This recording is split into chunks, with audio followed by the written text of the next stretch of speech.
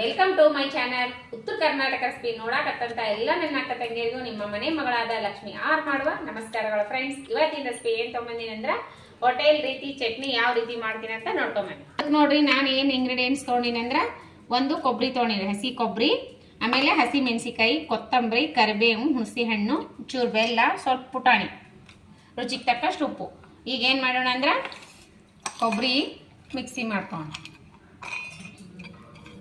ಇಷ್ಟು ಕೊಬ್ಬರಿ ತೊಗೊಂಡಿನಿ, ಇದ್ರ ಅರ್ಧ ಪುಟಾಣಿ ಹಾಕ್ತೀನಿ ನೋಡ್ರಿ, ಇದ್ರ ಅರ್ಧ ಹಾಕೋಬೇಕ.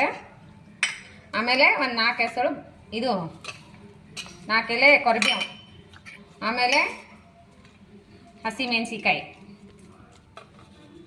ಮಿಕ್ಸಿ ಮಾಡಿಕೊಂಡು, ಕೊತ್ತಂಬರಿ, ಹುಣಸೆ ಹಣ್ಣು ಮಿಕ್ಸಿ ಮಾಡ್ಕೊಂಡು, ರುಚಿಗೆ ತಕ್ಕಷ್ಟು ಉಪ್ಪು ಹಾಕಿ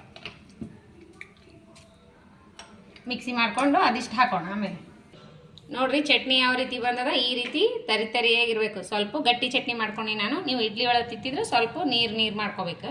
ನಾ ಗಟ್ಟಿ ಚಟ್ನಿ ಮಾಡ್ಕೊಂಡಿನಿ ದೋಸೆ ಜೊತೆ ತಿನ್ನಕ್ಕೆ. ಆಲೂಗಡ್ಡೆ ಪಲ್ಯ ದೋಸೆ ಜೊತೆ ಸಖತ್ತಾಗತ್ತೆ ಈ ಚಟ್ನಿ, ಸೂಪರ್ ಆಗುತ್ತಾ. ಟೇಸ್ಟ್ ಮಾಡಿ ಮಗ, ದೋಸೆ ಜೊತೆ ಟೇಸ್ಟ್ ಮಾಡಿ ನೋಡೋಣ.